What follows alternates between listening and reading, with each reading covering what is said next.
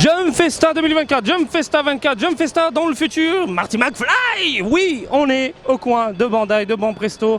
Et derrière moi, vous le voyez, il y a du Naruto. En plus, je fais des rimes, bordel de merde. Aujourd'hui, on va se pencher sur les BFC, le retour de la gamme tant convoité, qu'on adorait tous, les fameux tournois entre sculpteurs, des freelanceurs, tout ça. Et là, il y a du lourd, il y a du méga lourd. On en parlait dans une vidéo, on avait vu quelques produits qui étaient exhibés sur le site officiel du coup de Bandai.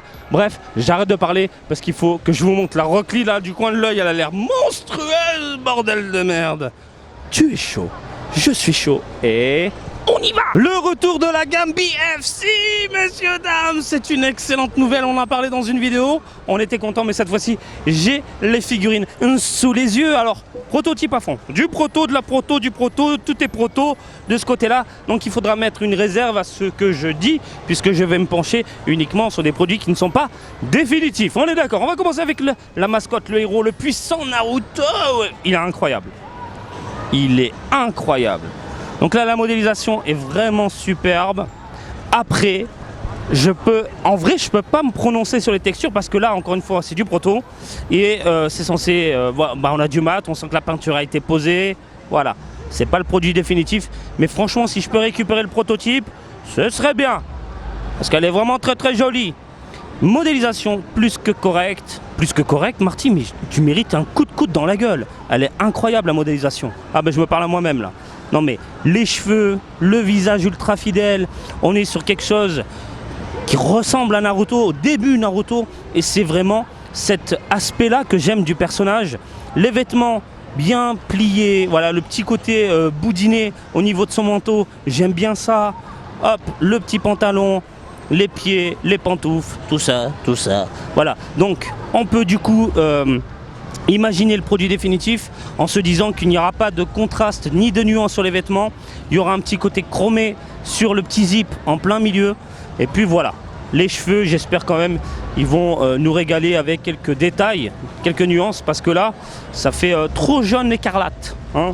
On est sur du Pokémon là, à ce niveau-là. Ensuite, on a le Kakashi. Et là, le Kakashi, je n'en peux plus, tellement il est incroyablement beau. Ouh, boum. Quel monstre! Il est dingue! Je crois que c'est ma figurine préférée. Ah non, mais il y a Rock Lee aussi, putain de merde!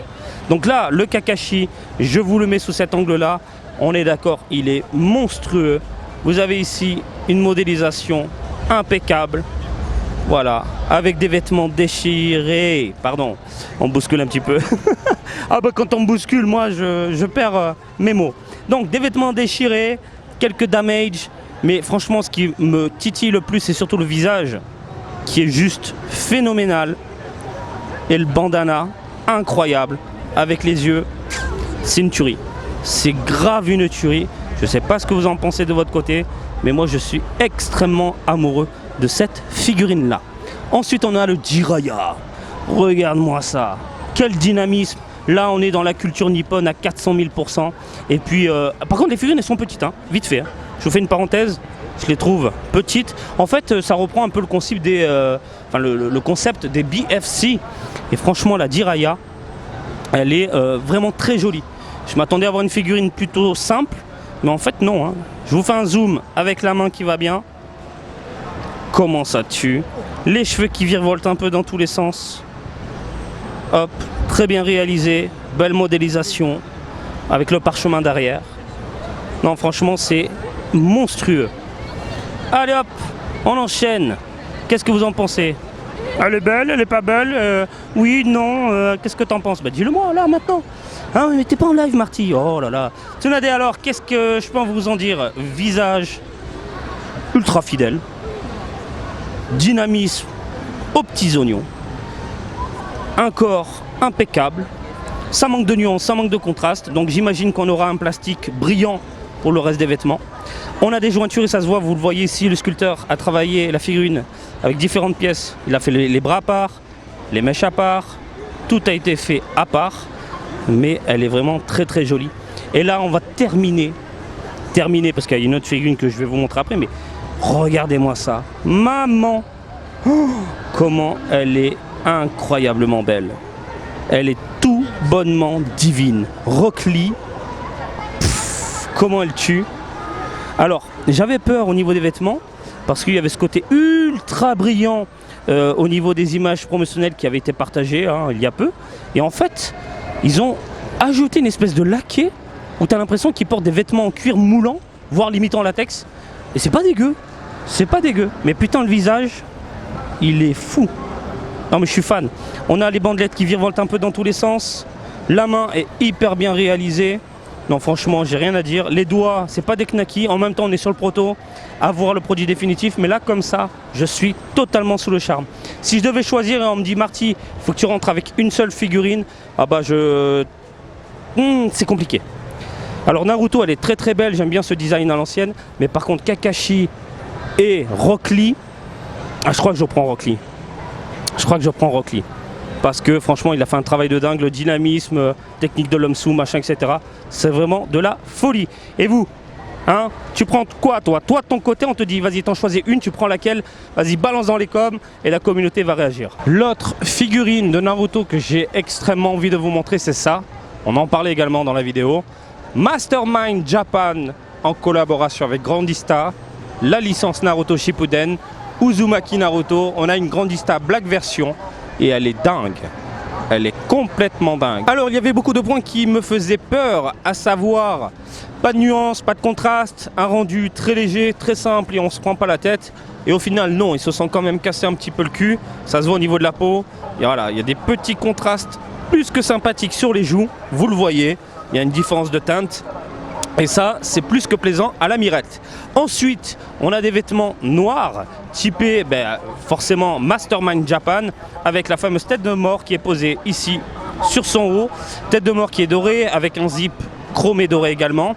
Alors la modélisation, elle est excellente. De toute façon, on connaît le produit. Le Naruto là, on le connaît. Il a juste été modifié pour amener en fait cette collaboration aux fans, aux personnes qui collectionnent en fait ce type de figurines. Et regardez-moi ça, même le support, on a la petite tête de mort, là aussi, impeccable. Donc voilà, très très beau produit, avec des parties chromées, dorées, avec en plus une petite ambiance Mastermind Japan. Je kiffe. Non mais ce type de collaboration, ils ont osé, et ça j'aime beaucoup. J'aime beaucoup. Vous avez la boîte aussi, une boîte qui est vraiment très très classe. Faut pas jeter les boîtes. Je vous le dis, moi je suis team boîte. Et une boîte dans un ton très sombre. Encore une fois, Mastermind Japan. Uzumaki Naruto, voilà.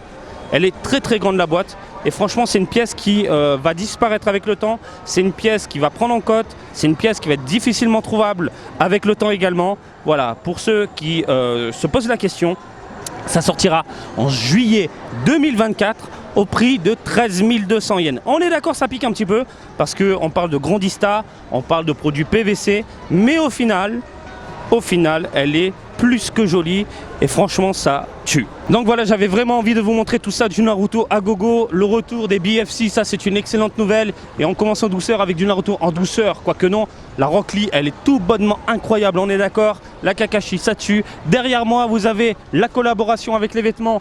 Ici, Grandista, Naruto, c'est monstrueux. Franchement, c'est dur.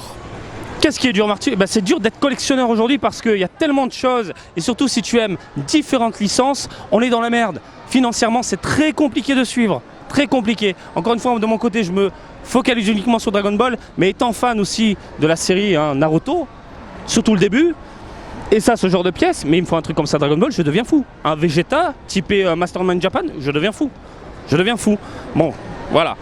Écoutez, je vous laisse tranquille, j'espère que ça vous a plu. Comme d'habitude, je vous laisse en parler tranquillement dans les commentaires. Et vous pouvez me suivre sur les différents réseaux, Facebook, TikTok, Twitch, TikTok, tout ça, Marty Japan. Et je vous dis à très bientôt. Allez, salut, bisous, ciao, ciao!